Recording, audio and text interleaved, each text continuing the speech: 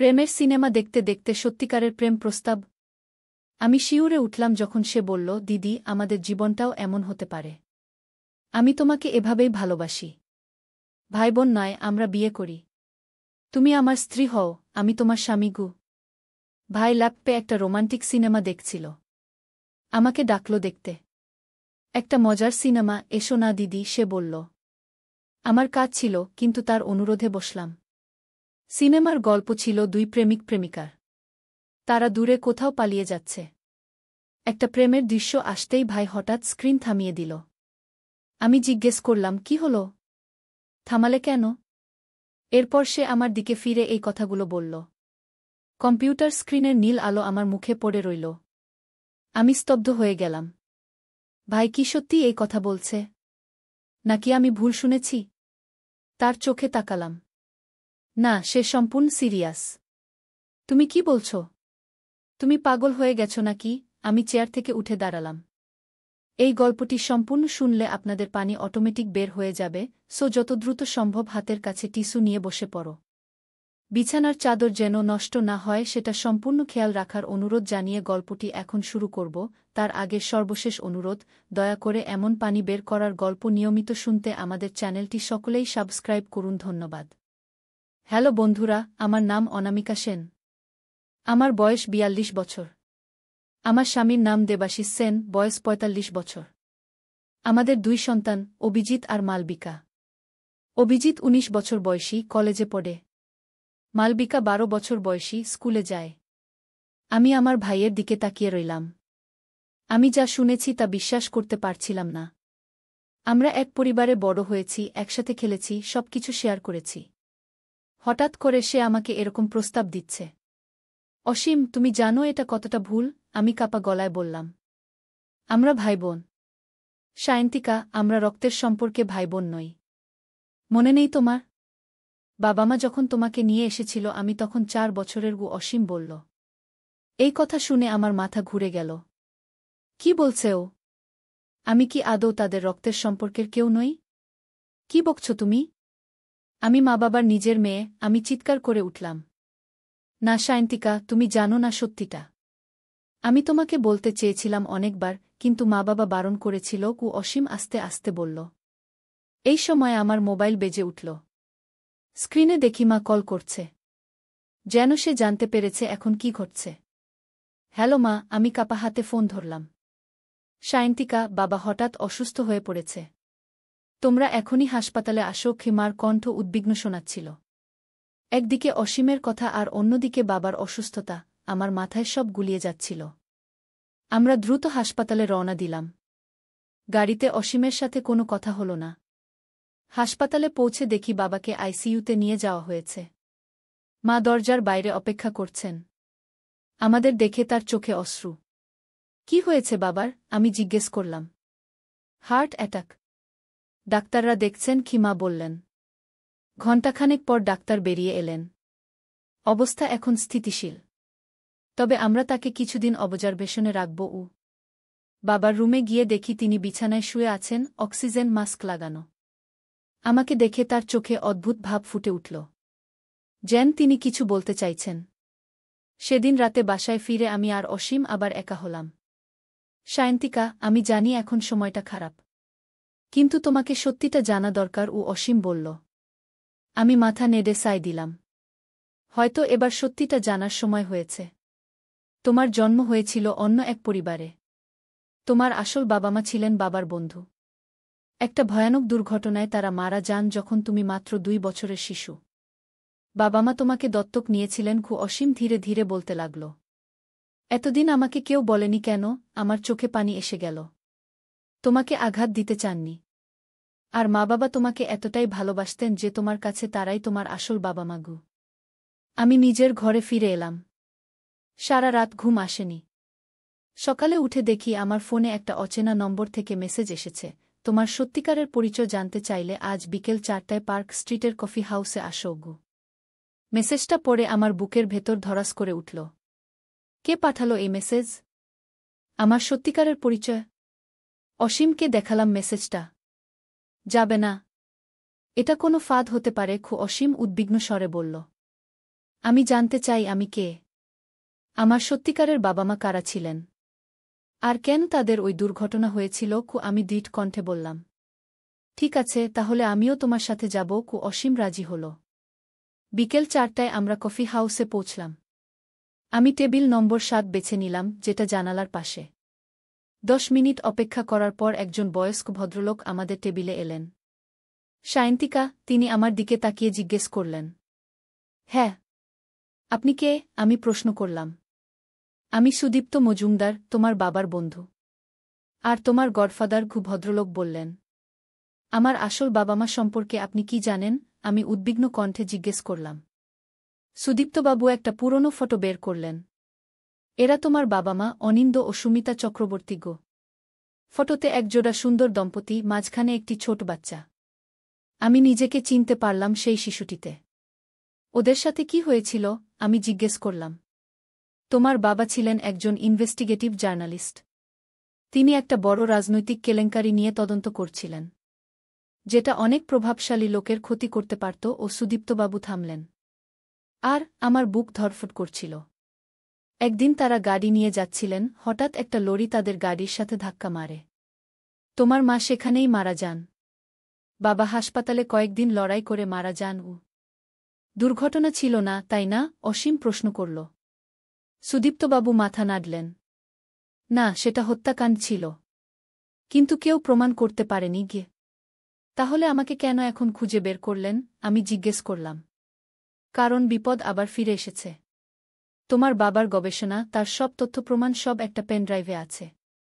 সেটা আমার কাছে ছিল, কিন্তু চুরি হয়ে গেছে তার মানে? আমি উদ্বিগ্ন হয়ে পড়লাম। তোমার পরিচয় কেউ জানতে পেরেছে। যারা তোমার বাবা মাকে হত্যা করেছিল, তারা এখন তোমাকেও খুঁজছে। আমার হৃদস্পন্দন বেড়ে গেল। কিন্তু কেন? আমি তো কিছুই জানি না। তারা ভাবছে তুমি সেই পেনড্রাইভের কথা জানো, সুদীপ্তবাবু বললেন। আসলে তোমার বাবা একটা গোপন কোড রেখে গেছেন, যা শুধু তুমিই খুলতে পারবে। কি কোড? আমি কিভাবে খুলব? আমি বিস্মিত হয়ে জিজ্ঞেস করলাম। তোমার জন্মদিনের দিন তোমার হাতে একটা ছোট আংটি পরিয়েছিলেন তোমার বাবা মা। সেটা এখনও তোমার কাছে আছে কি? আমি অবাক হয়ে গেলাম। হ্যাঁ, মা বলেছিলেন এটা আমার জন্মদিনের উপহার। এটা আমার কাছেই আছে বাড়ি ফিরে আমি আমার জুয়েলারি বক্স থেকে সেই আংটিটি বের করলাম। একটি ছোট্ট সোনার আংটি, তাতে লেখা গেস আমার নামের আদ্যাক্ষর, সায়ন্তিকা চক্রবর্তী। এই আংটিতে একটা মাইক্রোচিপ লাগানো আছে, সুদীপ্তবাবু বললেন যখন আমরা তাকে আংটিটা দেখালাম। এতে তোমার বাবার সমস্ত তদন্তের তথ্য আছে কিন্তু এখন আমরা কি করব? অসীম প্রশ্ন করল। আমরা এই তথ্য সিবিআই এর কাছে নিয়ে যাব। কিন্তু তার আগে আমাদের নিশ্চিত হতে হবে কোন অফিসার বিশ্বাসযোগ্য। ও সুদীপ্তবাবু বললেন। সেই রাতে আমরা বাড়িতে ফিরছিলাম। গাড়ি চালাচ্ছিল অসীম। হঠাৎ আমরা লক্ষ্য করলাম একটা কালো এসইউভি আমাদের অনুসরণ করছে। অসীম, ওই গাড়িটা আমাদের ফলো করছে। আমি উদ্বিগ্ন কণ্ঠে বললাম। অসীম বাঁক নিল, গতি বাড়াল। কিন্তু এসইউভি আমাদের পিছু ছাড়ল না। ফোন করো পুলিশকে, অসীম চিৎকার করে বলল। আমি যখন ফোন বের করছি, ঠিক তখনই পেছন থেকে এসইউভি আমাদের ধাক্কা মারল। গাড়ি দুলে উঠল। অসীম কোনো ক্রমে নিয়ন্ত্রণ রেখে গাড়ি থামাল একটা পেট্রোল পাম্পের কাছে। সুদীপ্তবাবুকে ফোন করলাম। আমাদের পিছু নিয়েছে কেউ। তোমরা কোথায় আছো? তিনি জিজ্ঞেস করলেন। মধ্য কলকাতার পেট্রোল পাম্পে আমি পুলিশের একজন বন্ধুকে ফোন করছি। তোমরা ওখানেই অপেক্ষা করো। 10 মিনিট পর পুলিশের গাড়ি এসে পৌঁছল। কিন্তু এসইউভি ততক্ষণে অদৃশ্য হয়ে গেছে। পরদিন সকালে আমরা সুদীপ্তবাবুর বাসায় গেলাম। সেখানে একজন পুলিশ অফিসার আমাদের জন্য অপেক্ষা করছিলেন। আমি ইন্সপেক্টর অভিজিৎ রায়। সুদীপ্তবাবু আমাকে সব বলেছেন। তিনি আমাদের সাথে হ্যান্ডশেক করলেন। ইন্সপেক্টর রায় আংটিটি পরীক্ষা করলেন। এটাকে স্ক্যান করতে হবে। আমাদের ফরেনসিক ল্যাবে নিয়ে যাই। আমরা পুলিশ স্টেশনে গেলাম। সেখানে আংটি থেকে মাইক্রোচিপের তথ্য উদ্ধার করা হল। কম্পিউটার স্ক্রিনে আমরা দেখলাম ফাইল খুলছে। এটা তো ইন্সপেক্টর রায় বিস্মিত হয়ে বললেন। স্ক্রিনে দেখা গেল বিশাল এক তালিকা। রাজনৈতিক নেতা, ব্যবসায়ী, উচ্চপদস্থ পুলিশ অফিসারদের নাম। তাদের আন্ডারওয়ার্ল্ডের সাথে যোগাযোগ, অবৈধ লেনদেন, কালো টাকার হিসাব নিকাশ। তোমার বাবা একটা বড় মাফিয়া সিন্ডিকেটের সন্ধান পেয়েছিলেন, ইন্সপেক্টর রায় বললেন। এই তথ্য দিয়ে আমরা সবাইকে গ্রেপ্তার করতে পারব। সেই রাতে হাসপাতালে গেলাম বাবাকে দেখতে। মা ছিলেন বাবার পাশে। আমি ধীরে ধীরে বাবার হাত ধরলাম।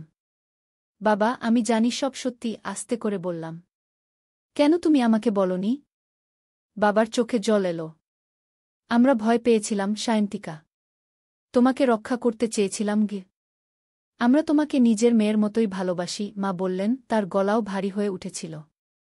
কিছুদিন পর খবরের কাগজের হেডলাইন হল, বড় মাফিয়া সিন্ডিকেট ভাঙল পুলিশ, বহু নেতা ব্যবসায়ী গ্রেপ্তার। ইন্সপেক্টর রায় আমাদের বাসায় এলেন। অনিন্দ্য চক্রবর্তীর কাজ শেষ করতে পেরেছি আমরা। তোমার বাবা মার আত্মা শান্তি পাবে আজক। অসীমের দিকে তাকালাম। সে এখনও আমাকে সেই দৃষ্টিতে দেখছিল। কিন্তু এবার আমি বুঝতে পারলাম, এটা শুধুই ভালোবাসা। সে আমার পাশে দাঁড়িয়েছিল অনেক বছর ধরে। অসীম, আমি তোমাকে ভাইয়ের মতোই দেখি। এটা বদলাবে না কখনো, আমি তাকে বললাম। তবে আমি এখন আমার আসল পরিচয় খুঁজে পেয়েছি। আমি সায়ন্তিকা চক্রবর্তী, অনিন্দ্য ও সুমিতা চক্রবর্তীর মেয়ে। আমি আমার বাবার কাজ শেষ করেছি। অসীম মাথা নাড়ল। আমি বুঝতে পারছি। আমি তোমার পাশে থাকব, যেভাবেই তুমি চাও। আমি আমার আসল বাবা মায়ের ছবি হাতে নিলাম। এবার আমি তাদের সম্মান করতে চাই। তাদের জন্য একটা ফাউন্ডেশন খুলব, যারা সত্যের জন্য লড়াই করে। আজ 10 বছর পর চক্রবর্তী ট্রুথ ফাউন্ডেশন দেশের সবচেয়ে বড় ইনভেস্টিগেটিভ জার্নালিজম সংস্থা। আমার দত্তক বাবা মা এখনও আমার সাথে আছেন। অসীম বিয়ে করেছে, তার এখন 2টি সুন্দর ছেলে মেয়ে। আমি প্রতিদিন আমার আসল বাবা মায়ের ছবির সামনে মোমবাতি জ্বালাই। তাদের ভালোবাসা, তাদের সাহস আমাকে প্রতিদিন অনুপ্রাণিত করে। আমি জানি আমার ভেতরে তাদের রক্ত বইছে, সত্যের জন্য লড়াই করার সাহস। কিন্তু এই গল্প এখানেই শেষ নয়। গত মাসে একটা অদ্ভুত ঘটনা ঘটল, যা আমার জীবনকে আবার একবার উল্টপাল্ট করে দিল। একদিন সকালে অফিসে বসে কাজ করছিলাম। হঠাৎ আমার সেক্রেটারি এসে বলল, ম্যাডাম, একজন ভদ্রলোক আপনার সাথে দেখা করতে চান। তিনি বলছেন আপনার মামা হন। আমার মামা? আমি অবাক হয়ে জিজ্ঞেস করলাম। আমার তো কোনো মামা নেই। একজন ষাটোর্ধ্ব ভদ্রলোক আমার অফিসে প্রবেশ করলেন। তার চোখে চশমা, মাথায় পাতলা সাদা চুল। কিন্তু তার চেহারায় এমন কিছু ছিল যা আমার কাছে খুব পরিচিত মনে হল। সায়ন্তিকা, তিনি আমার দিকে এগিয়ে এলেন। তুমি তোমার মাকে খুব মিলেছ। আপনি কে? আমার মাকে চিনতেন? আমি উঠে দাঁড়ালাম। আমি অনিরুদ্ধ রায়চৌধুরী, তোমার মায়ের ভাই। তিনি ধীরে ধীরে বললেন। আমি বিদেশে থাকতাম, মাত্র 2 মাস আগে ফিরেছি ভারতে। তোমার খবর পেয়েই খুঁজে বের করেছি। আমি বিশ্বাস করতে পারছিলাম না। আমার মায়ের ভাই? কিন্তু আমি তো জানতাম না মায়ের কোনো ভাই ছিল। অনিরুদ্ধবাবু একটি পুরানো ফটো বের করলেন। তাতে তিনি আর আমার মা একসাথে দাঁড়িয়ে আছেন, দুজনেই অনেক ছোট। এই দেখো, এটা আমাদের বাল্যকালের ছবি। ফটোটি দেখে আমি নিঃসন্দেহ হলাম। কিন্তু আপনি এতদিন কোথায় ছিলেন? আমার বাবা মা যখন মারা গেলেন, আপনি কেন আমাকে খুঁজেননি? আমি তোমার বাবা মার মৃত্যুর সময় আমেরিকা ছিলাম। যখন খবর পেলাম, ততক্ষণে তুমি অন্য পরিবারে চলে গেছ। আমি খুঁজেছিলাম, কিন্তু তোমার নতুন পরিবার তোমাকে নিয়ে শহর ছেড়ে চলে গিয়েছিল। তারপর জীবনের নানা ঝড়ঝাপটায় খোঁজাখুঁজি থেমে গেল। তিনি দীর্ঘশ্বাস ফেললেন। কিন্তু এখন কেন? এতদিন পর কেন আমাকে খুঁজে বের করলেন? আমি জানতে চাইলাম। অনিরুদ্ধবাবু গম্ভীর হয়ে গেলেন। কারণ তোমার বাবার গবেষণা এখনও অসম্পূর্ণ। যে সিন্ডিকেট ভেঙেছে সেটা শুধু বরফের পাহাড়ের ডগা। আসল বিপদ এখনও আছে। আমার বুকের ভেতর ধক করে উঠল। কি বলতে চাইছেন আপনি? তোমার বাবা একটা আন্তর্জাতিক ষড়যন্ত্রের সন্ধান পেয়েছিলেন। শুধু কলকাতা বা ভারত নয়, এর শিক ছড়িয়ে আছে বিদেশেও। এটা মাদক পাচার, অস্ত্র পাচার আর মানব পাচারের একটা বিশাল নেটওয়ার্ক। কিন্তু পুলিশ তো সবাইকে গ্রেপ্তার করেছে। আমি বিভ্রান্ত স্বরে বললাম। যারা গ্রেপ্তার হয়েছে তারা শুধু ছোটখাটো খেলোয়াড়। আসল মাথারা এখনও বাইরে আছে। আর তারা জানে তোমার কাছে আরও তথ্য আছে। আমার কাছে? কি তথ্য? আমি আরও বিভ্রান্ত হয়ে গেলাম। সেই আংটির মাইক্রোচিপে শুধু প্রথম স্তরের তথ্যই ছিল। তোমার বাবা দ্বিতীয় আরেকটি চিপ লুকিয়ে রেখেছিলেন, যেটা একমাত্র তুমিই খুলতে পারবে গি। অনিরুদ্ধবাবু আমাকে সব বিস্তারিত বললেন। জানা গেল, আমার বাবা আমার জন্মের সময় একটি বিশেষ চিহ্ন রেখেছিলেন, আমার পিঠের নিচের দিকে একটি ছোট্ট জন্মচিহ্ন, যেটা আসলে সেই দ্বিতীয় চিপের অবস্থান নির্দেশ করে। এই চিহ্ন আমাকে দেখাও, তিনি বললেন। আমি ভয় পেয়ে গেলাম। আমি আপনাকে চিনি না। আপনি সত্যিই আমার মামা কিনা তাও জানি না গি। ঠিক আছে, তিনি বললেন। তোমার সন্দেহ স্বাভাবিক। তুমি ইন্সপেক্টর রায়কে ফোন করো। তিনি আমাকে যাচাই করে নিতে পারেন গ। আমি ইন্সপেক্টর রায়কে ফোন করলাম। তিনি বললেন অনিরুদ্ধবাবুর ব্যাকগ্রাউন্ড চেক করে নিতে কিছু সময় লাগবে। আপাতত তুমি সাবধানে থাকো, তিনি আমাকে বললেন। সেদিন রাতে আমি অসীমকে সব বললাম। সে উদ্বিগ্ন হয়ে পড়ল। সায়ন্তিকা, তুমি খুব সাবধানে থেকো। এই অনিরুদ্ধবাবু সত্যিই তোমার মামা কিনা কে জানে গি। পরদিন সকালে ইন্সপেক্টর রায় আমার অফিসে এলেন। তার সাথে অনিরুদ্ধবাবুও ছিলেন। আমি যাচাই করে দেখেছি। ইনি সত্যিই তোমার মামা। সুমিতা চক্রবর্তীর ভাই, ইন্সপেক্টর বললেন। তোমাকে একটা জরুরি তথ্য দিতে এসেছি, অনিরুদ্ধবাবু বললেন। তোমার জন্মচিহ্নের মধ্যে লুকানো আছে একটি বিশেষ কোড। এটা খুলতে পারলে আমরা সেই গোটা নেটওয়ার্কের মাথাদের শনাক্ত করতে পারব। আমি তাদেরকে বাসায় নিয়ে এলাম। অসীমও ছিল সেখানে। অনিরুদ্ধবাবু আমার জন্মচিহ্ন দেখলেন। হ্যাঁ, এটাই সেই চিহ্ন, তিনি বললেন। আমাদের এটাকে স্ক্যান করতে হবে গি। ইন্সপেক্টর রায় একটি বিশেষ ডিভাইস দিয়ে চিহ্ন স্ক্যান করলেন। স্ক্রিনে আবার ফাইল খুলতে লাগল। ঠিক তখনই বাইরে থেকে গুলির শব্দ শোনা গেল। কাচের জানালা ভেঙে গুলি এসে ঘরের দেয়ালে লাগল। নিচে আসো। সবাই নিচে, ইন্সপেক্টর চিৎকার করে উঠলেন। আমরা সবাই মেঝেতে শুয়ে পড়লাম। আমি ভয়ে কাঁপছিলাম। অসীম আমার হাত ধরে রইল। তারা আমাদের খুঁজে পেয়েছে, অনিরুদ্ধবাবু চাপা স্বরে বললেন। ইন্সপেক্টর রায় তার গান বের করলেন। বাগডোর দিয়ে বেরিয়ে যাও। আমি তাদের আটকাচ্ছি গু। আমরা বাগডোর দিয়ে বাইরে বেরোলাম, আমি, অসীম আর অনিরুদ্ধবাবু। রাস্তায় নেমে দেখি একটা মোটরসাইকেল অপেক্ষা করছে। এটাতে চড়ো, অনিরুদ্ধবাবু আমাদের নির্দেশ দিলেন। আমরা মোটরসাইকেলে চড়ে বেরিয়ে পড়লাম। পেছন থেকে বাড়িতে আরও গুলির শব্দ শুনতে পেলাম।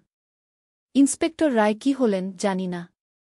আমরা কোথায় যাচ্ছি, আমি অনিরুদ্ধবাবুকে জিজ্ঞেস করলাম। আমার এক বন্ধুর বাড়িতে। সেখানে আমরা নিরাপদে থাকতে পারব। আমরা শহরের বাইরে একটা পুরানো বাড়িতে পৌঁছলাম। সেখানে একজন বয়স্ক মহিলা আমাদের অভ্যর্থনা করলেন। এরা কারা, মহিলাটি জিজ্ঞেস করলেন। সুমিতার মেয়ে আর তার বন্ধু, অনিরুদ্ধবাবু উত্তর দিলেন। সুমিতার মেয়ে, মহিলাটি আমার দিকে অবাক চোখে তাকালেন। এত বড় হয়ে গেছে। ইনি অঞ্জলি কাকিমা, আমার মায়ের বান্ধবী, অনিরুদ্ধবাবু আমাকে পরিচয় করিয়ে দিলেন। ইন্সপেক্টর রায়ের কাছ থেকে একটা ফোন এলো। আমি ঠিক আছি, তিনি বললেন। দুজন আক্রমণকারীকে আটক করেছি। তারা একটা বড় সংগঠনের লোক। তোমরা যেখানে আছো সেখানেই থাকো গো। সেই রাতে অঞ্জলি কাকিমার বাড়িতে আমি আমার মায়ের ছোটবেলার গল্প শুনলাম। অনিরুদ্ধবাবু আমাকে বললেন কিভাবে আমার মা একজন সাহসী মহিলা ছিলেন, যিনি নিজেও সাংবাদিকতা করতেন। আমার বাবার সাথে তার পরিচয় হয়েছিল একটা বিশেষ অনুসন্ধানমূলক রিপোর্ট তৈরির সময়। তোমার মা একজন অসাধারণ মহিলা ছিলেন, অঞ্জলি কাকিমা বললেন। তার সাহস আর প্রতিভা ছিল অতুলনীয় গু। পরদিন সকালে ইন্সপেক্টর রায় এলেন। তিনি জানালেন পুলিশ সেই আক্রমণকারীদের জেরা করে জানতে পেরেছে যে একটি আন্তর্জাতিক সিন্ডিকেট আমাকে খুঁজছে। আমাদের এখন ওই দ্বিতীয় চিপের তথ্য বের করতে হবে, ইন্সপেক্টর বললেন। আমরা ল্যাপটপে জন্মচিহ্নের স্ক্যান ফাইল খুললাম। ডিভাইসটি একটি বিশেষ কোড চাইছিল। কোড কি, আমি হতাশ হয়ে জিজ্ঞেস করলাম। তোমার জন্মের তারিখ দিয়ে দেখো, অনিরুদ্ধবাবু পরামর্শ দিলেন। আমি আমার জন্ম তারিখ লিখলাম। ফাইল খুলল না। তোমার মায়ের নাম লিখে দেখো, অঞ্জলি কাকিমা বললেন। সুমিতা চক্রবর্তী আবারও ব্যর্থ। তোমার জন্মের সময় কোনো স্পেশাল নাম ছিল কি? তোমার ডাক নাম বা এরকম কিছু, ইন্সপেক্টর জিজ্ঞেস করলেন। অঞ্জলি কাকিমা হঠাৎ বললেন, তোমার মা তোমাকে চাঁদনী বলে ডাকতেন। তুমি যখন জন্মালে সেদিন পূর্ণিমা ছিল। চাঁদের আলো তোমার মুখ দেখে তোমার মা এই নাম দিয়েছিলেন গু। আমি কিবোর্ডে লিখলাম, চাঁদনী গু। ফাইল খুলে গেল। স্ক্রিনে দেখা গেল আরও বিস্তারিত তথ্য। এবার কেবল স্থানীয় নয়, আন্তর্জাতিক অপরাধী সংগঠনের তথ্য, তাদের নেতাদের নাম, ব্যাংক অ্যাকাউন্ট নম্বর, গোপন লেনদেনের বিবরণ। এটা অবিশ্বাস্য, ইন্সপেক্টর রায় বললেন। এই তথ্য দিয়ে আমরা সারা বিশ্বে এই সিন্ডিকেটকে ধ্বংস করতে পারব। ইন্সপেক্টর রায় তৎক্ষণাৎ সিবিআই হেডকোয়ার্টারে ফোন করলেন। আমরা সবাই সিবিআই অফিসে যাওয়ার জন্য প্রস্তুত হলাম। যখন আমরা গাড়িতে উঠছিলাম, হঠাৎ অনিরুদ্ধবাবু অদ্ভুত আচরণ করতে শুরু করলেন। তার হাতে একটা গান দেখা গেল। সবাই চুপ করে গাড়িতে ওঠো, তিনি হুকুমের স্বরে বললেন। কি হচ্ছে এটা? আমি ভয় পেয়ে জিজ্ঞেস করলাম। তোমার মামা, অঞ্জলি কাকিমা চিৎকার করে উঠলেন। তুমি কি পাগল হয়ে গেছ? আমি কারো মামা নই, তিনি হাসলেন। আমি রাজা মেনন, ইন্টারন্যাশনাল সিন্ডিকেটের প্রধান গু। আমরা সবাই স্তম্ভিত হয়ে গেলাম। কিন্তু পুলিশ তো তোমার ব্যাকগ্রাউন্ড চেক করেছে গি। ইন্সপেক্টর রায় বিস্মিত হয়ে বললেন।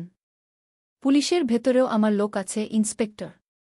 যে ব্যাকগ্রাউন্ড চেক করার কথা ছিল সেটা কখনো হয়নি গি। তাহলে আমার মামা কোথায়? আমি জিজ্ঞেস করলাম। তোমার কোনো মামা নেই সায়ন্তিকা। তোমার মা ছিলেন একমাত্র সন্তান। আমি তোমার বাবার গবেষণা সম্পর্কে জানতাম, তাই এই নাটক সাজিয়েছিলাম তোমার কাছ থেকে তথ্য বের করার জন্য গু। আমরা সবাই অসহায়ভাবে গাড়িতে উঠলাম। রাজা মেনন ড্রাইভিং সিটে বসলেন। তোমরা ভাবছ আমি তোমাদের মেরে ফেলব, তিনি বললেন। কিন্তু এখনও নয়। আমার প্ল্যান আছে গু। আমরা শহরের বাইরে যাচ্ছিলাম। আমি অসীমের দিকে তাকালাম। সে আমাকে ইশারা করল যেন কিছু একটা করতে যাচ্ছে। হঠাৎ এক মোড়ে অসীম রাজা মেন্নের হাত ধরে ফেলল। একটা ঝটকায় গানটা ছিটকে পড়ল। গাড়ি নিয়ন্ত্রণ হারিয়ে রাস্তার পাশে গাছের সাথে ধাক্কা খেল। আমরা সবাই গাড়ি থেকে বেরিয়ে পড়লাম। ইন্সপেক্টর রায় রাজা মেননকে ধরে ফেললেন। কিন্তু মেনন ছিলেন অসাধারণ শক্তিশালী।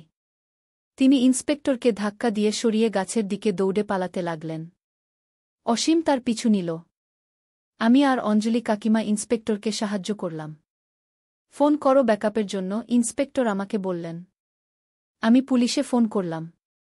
এর মধ্যে অসীম আর রাজা মেনন জঙ্গলের ভেতরে অদৃশ্য হয়ে গেলেন। অসীম, আমি চিৎকার করে ডাকলাম। কোনো উত্তর এলো না। 15 মিনিট পর পুলিশ এসে পৌঁছল। তারা জঙ্গলে খোঁজাখুঁজি শুরু করল। আমি উদ্বিগ্ন হয়ে অপেক্ষা করতে লাগলাম। আধা ঘণ্টা পর এক পুলিশ অফিসার ফিরে এলেন। আমরা রাজা মেননকে ধরেছি। তিনি আহত হয়েছেন, তবে বেঁচে আছেন গু। আর অসীম? অসীম কোথায়? আমি উদ্বিগ্ন হয়ে জিজ্ঞেস করলাম। পুলিশ অফিসার চুপ করে রইলেন। আমার বুক ধড়াস করে উঠল। আপনি কি বলতে চাইছেন?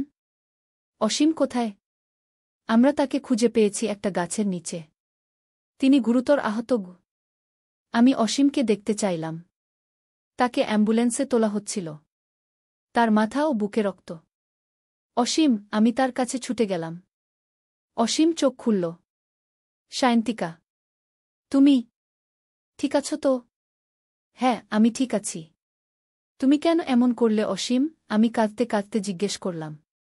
তোমাকে রক্ষা করতে হবে, যে কোনো মূল্যে গি।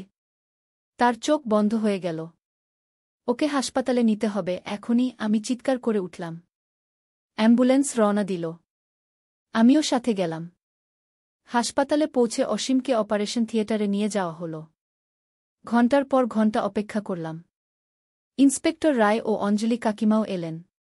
জানা গেল, রাজা মেননের কাছ থেকে পাওয়া তথ্যের ভিত্তিতে পুলিশ ও সিবিআই যৌথভাবে অভিযান চালিয়ে পুরো সিন্ডিকেটের অনেক সদস্যকে গ্রেপ্তার করেছে। তোমার বাবা মায়ের আত্মাও শান্তি পাবে আজ, ইন্সপেক্টর রায় বললেন। 5 ঘণ্টা পর ডাক্তার বেরিয়ে এলেন। অপারেশন সফল হয়েছে। রোগী এখন বিপদমুক্ত। আমি স্বস্তির নিঃশ্বাস ফেললাম। পরদিন অসীমের সাথে